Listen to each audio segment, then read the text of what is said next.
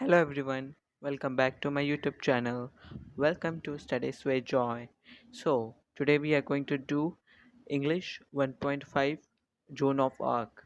We are going to continue with 10th standard portion of English, and today we are going to do this chapter. It's a very interesting chapter and inspiring chapter too. And I hope that you will like this chapter, and it's very interesting also because its story is interesting. It's also inspirational for many people. So to understand this chapter, do listen to this video till the end. All right, now let's start with our today's topic. Today also going to give you the warming up questions, answers, and also the notes of this chapter, so also stay tuned for that. Now let's start. So let's begin with the warming up questions, and let's get little bit warmed up so that we are ready for the chapter, for the amazing story. So first question is, discuss in groups or pairs and make a list of the weapons used in the old times and in the present times. So I will give you the answers. Some of the I know. So some weapons used in the past are like there are many other, I think, bow and arrow, spear, then battle axe, then axe, and then crossbow. Then there is halberd, there is longbow, there is trident, there is sling. These are all weapons used in the past, and weapon uses nowadays. You all know machine gun, cannon, then grenades, then pistol, then guns, rifles, then rockets, javelin, and some more about weapons used in the past. I have some more like cutlass, then there is thunderbolt, then tomahawk, then mace. These are all the weapons used in the past and the weapons used nowadays. Now let's discuss question number 2. Imagine that you are the captain of your school kabaddi team. Your final match is against a very strong team. Your team members are sure that you will lose. How will you boost their morale? Work in groups and prepare a short list of what can encourage the team. So if हम लोग को we need to just imagine that हम लोग एक kabaddi team के मतलब आप imagine करो कि आप एक कबड्डी टीम के कैप्टन और आपकी टीम एकदम श्योर है कि हम तो हारने ही वाले हैं। तो आप ऐसी क्या चीज़ें करोगे जिससे आपकी टीम को आप मोटिवेट कर सकते हो, उसे एनकरेज कर सकते हो जीतने के लिए? What you will do? All right, I will tell you some things. So you can say following things that I am going to tell you to you. You can write these things. Inspire the team by talking about our past achievements, boosting the morale of the key players by making them realize their importance in the team, asking a person of influence to speak to them, setting incentives and prizes for the best players, training them with a player of repute in the sport, and such many things you can write. Because these all things can motivate them. But it's not about only the game or about the team only. In a life also, we need a person who motivates us when we face a setback. When we face a setback in our life, we need a person who motivates us, who gives us the right way, who encourages us to try again, or else we will just be in depression. But if a person or a friend is with us, then we can again come up and strike again and try again and face our problems. So it's very important to have support of a person. So in also life, if you support others, then they will also support you. So always whenever your friends are in trouble or they face a setback, then try to motivate them, try to make them realize their uh, importance, they are in your life, and make them realize that you can do this. Okay, so it's very important. Motivating your friends, it's very important. And also this chapter is still a little bit related to this also. Question number 3, let's see, discuss it Adding different prepositions to the same actions verb changes the meaning of the phrases thus formed. For example, call out, call at, call for, call up, call off. Call out means announce, call at means visit, call for means summon, call up means make a telephone call, call off means cancel. So, हम लोग phrases के बारे में आपने पढ़ा ही होगा lower standards में कि what are phrases, and here these are some phrasal verbs we are learning about. This what are phrases only we are learning. Adding different prepositions to the same action verb. Like call is the same action verb. We are adding just different prepositions to it. Then different meanings of the phrases are formed.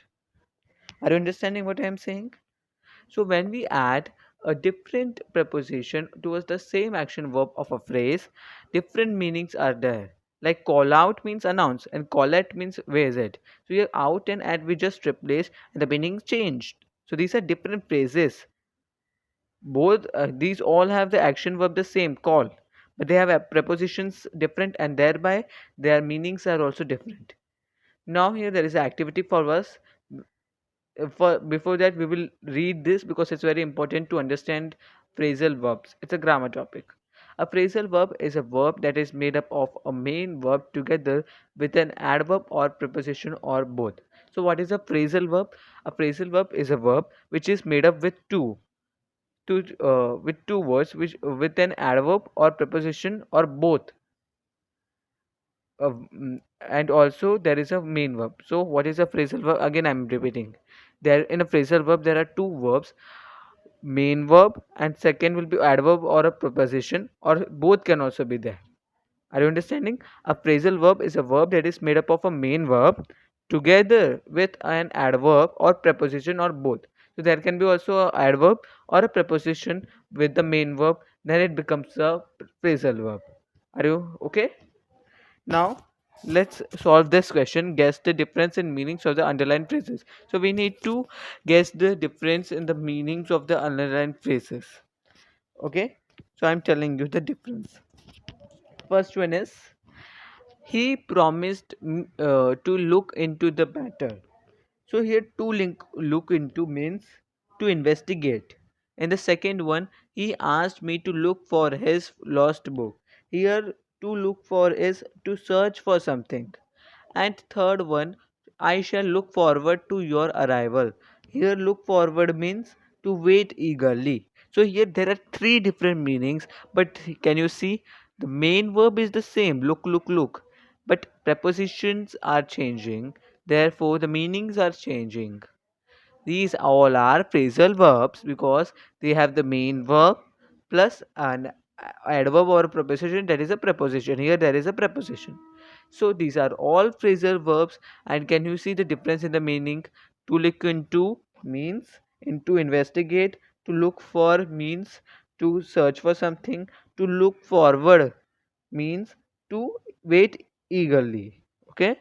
Now let's see second one. An epidemic of cholera broke out in the village.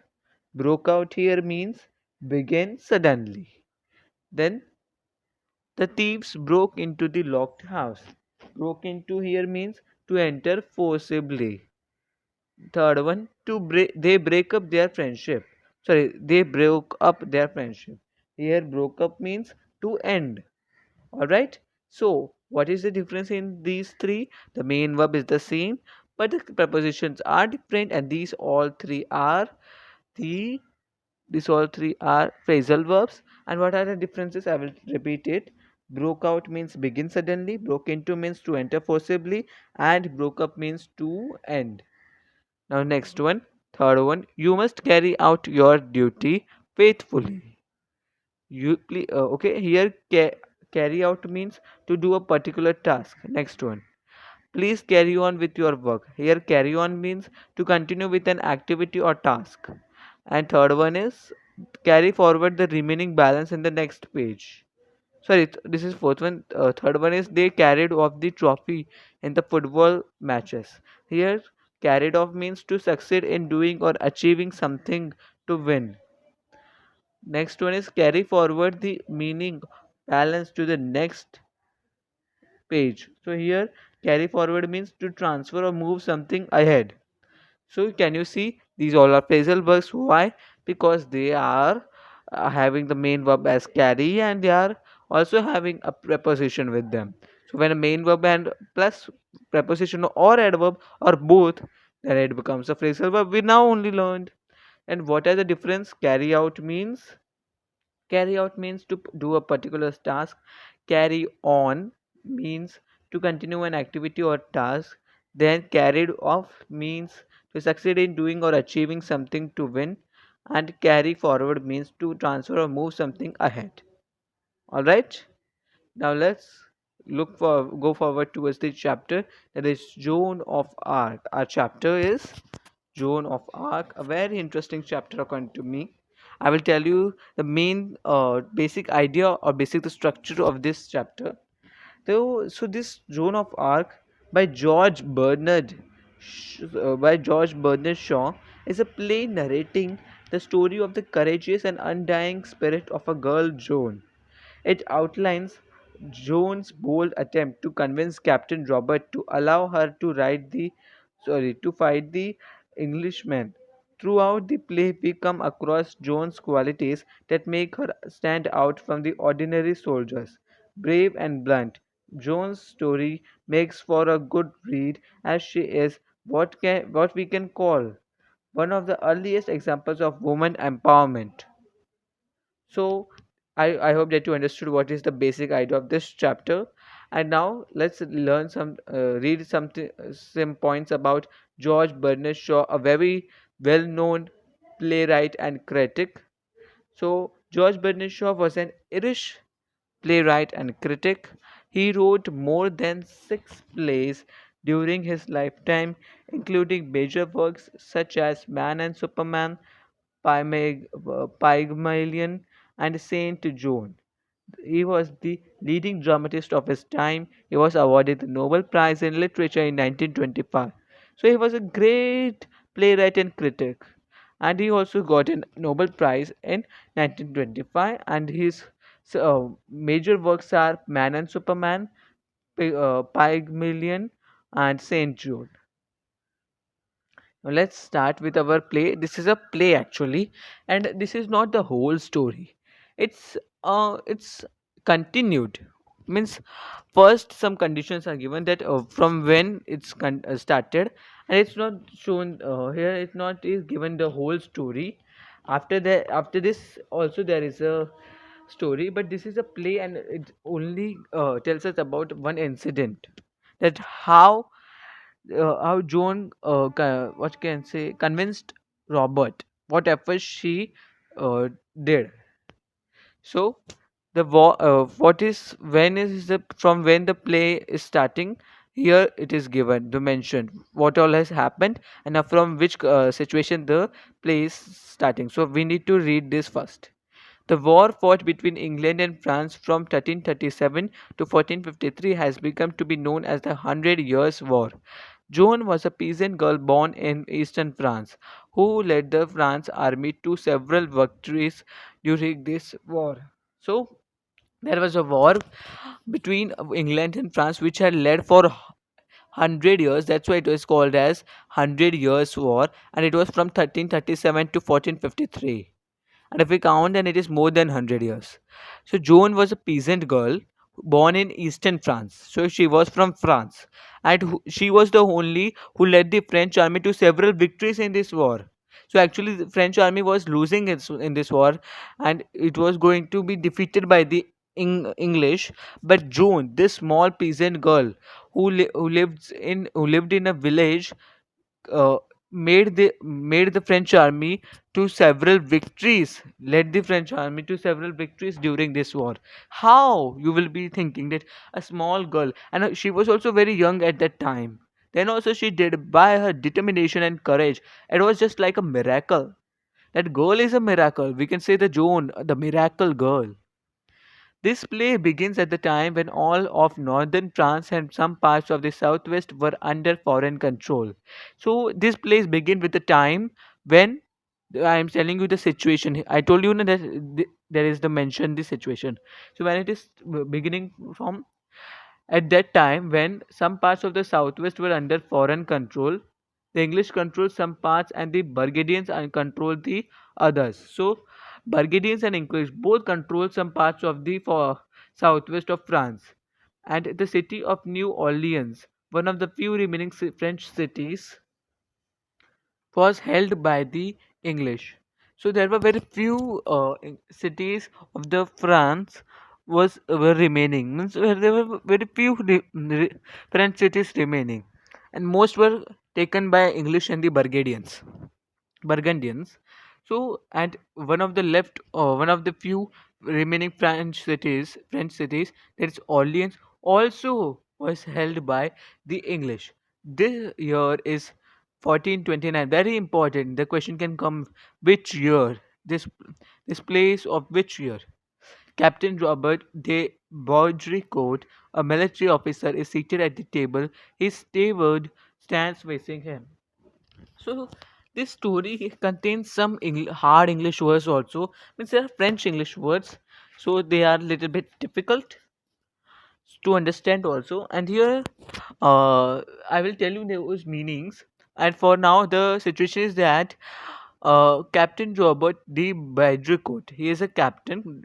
You got it. A military officer. He is seated at the table, and his steward. Steward means a person employed to look after someone is facing him.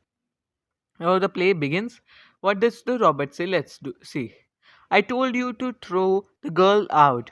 You have 50 armed soldiers and dozens of strong servants to carry out my orders. Are they afraid of her? So, steward, no, sir. We are afraid of you. But she puts courage in us. She really doesn't seem to be afraid of anything. Perhaps you could frighten her, sir. Robert, perhaps where is she now? So the play begins. Play शुरू हुआ.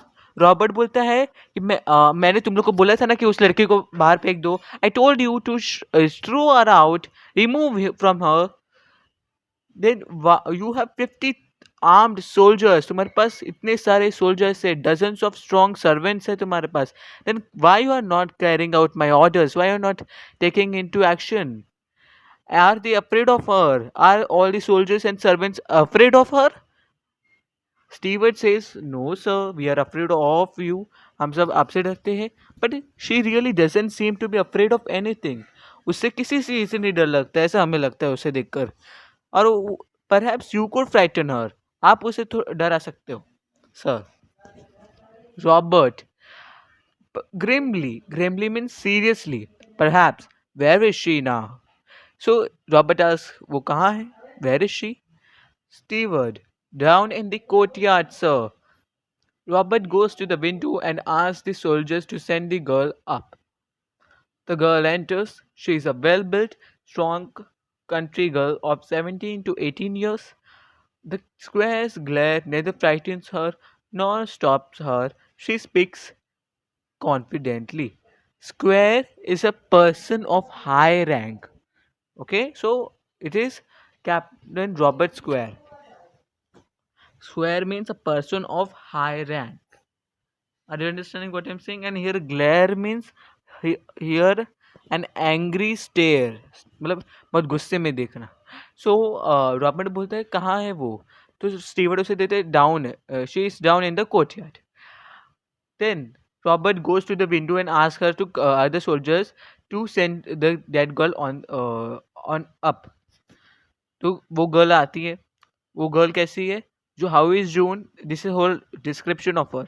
She is a well built strong country girl. Country girl means village girl of 17 to 18 years, only 17 to 18 years of age. She is very young and she looks fearless and speaks confidently. She is very fearless. She has no fear.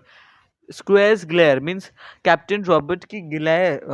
Captain Robert उसे जिस तरह गुस्से वाली नजरों से घूर रहे थे, वो उससे वो डरी भी नहीं, बिल्कुल नहीं डरी. And she speaks very confidently also. Now let's see what she says. Here from this description, there can a question come like describe the Joan. Describe the girl Joan. So you can write the answer like the girl is a well-built, strong country of 17, 18 years of age.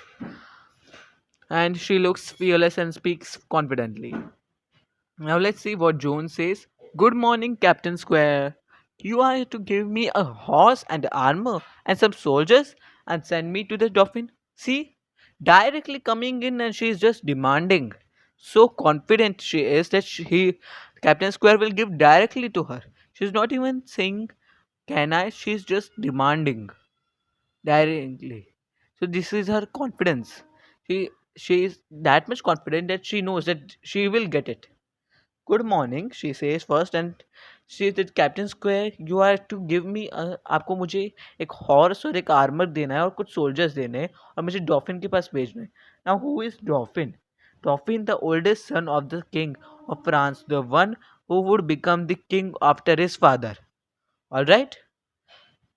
सो अभी Prince के पास जाना है मुझे, तो अब मुझे वहाँ पर मैं अकेले तो थोड़ा ना जाऊँगी. अब मुझे कुछ सोल्जर्स, एक हॉर्स, मतलब कुछ हॉर्स दीजिए, कुछ सोल्जर दीजिए और आर्मर दीजिए और मैं जाती हूँ.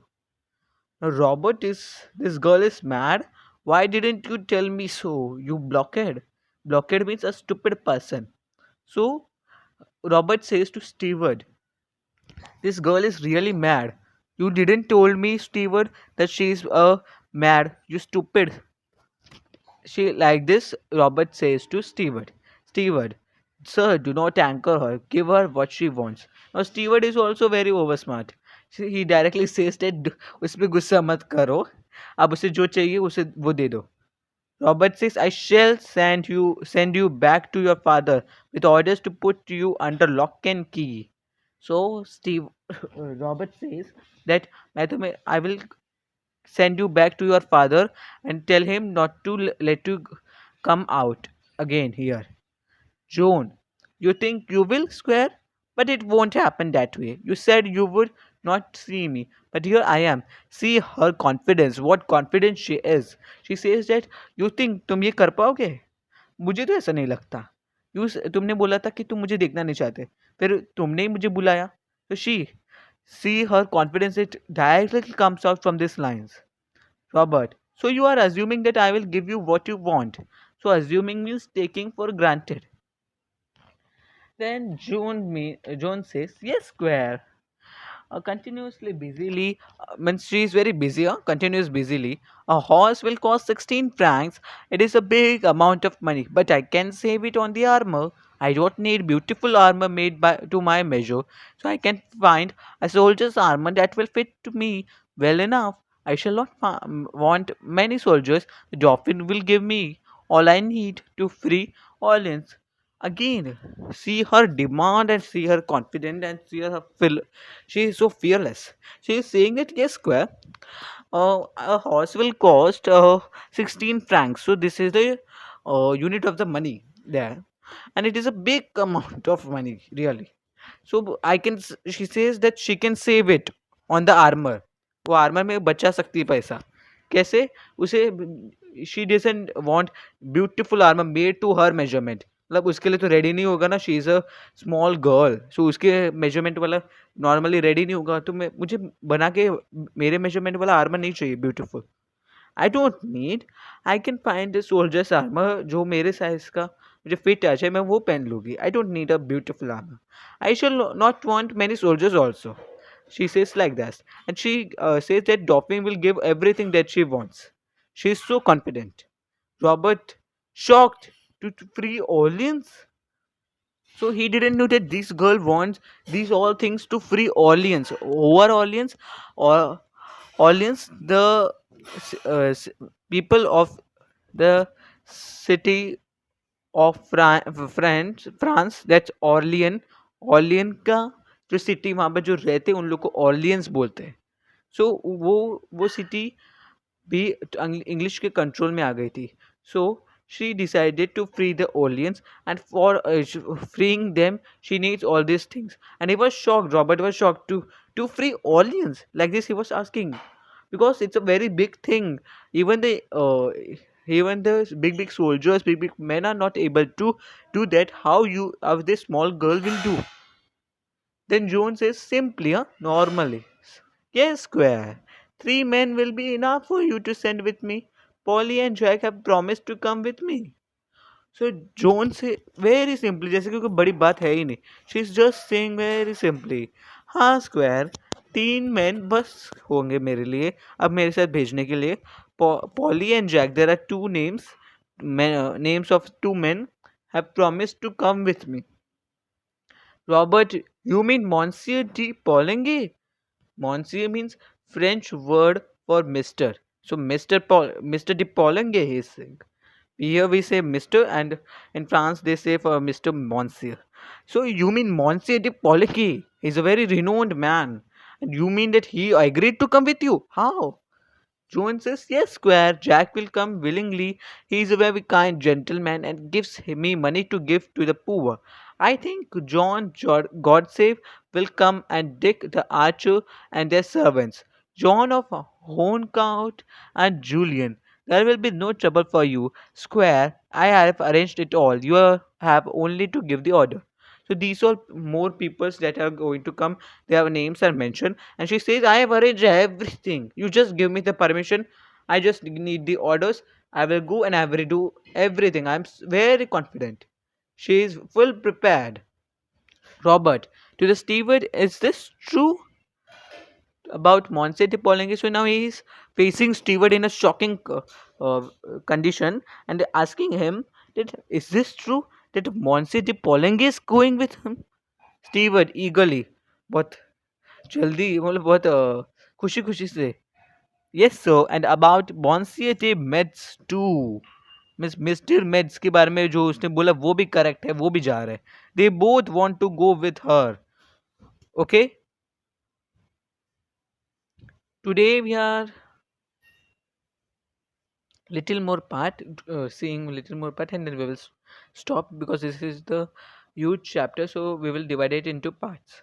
Now let's see what Robert says. Goes to the window and shouts into the courtyard, send Monsieur de Polange to me, will you?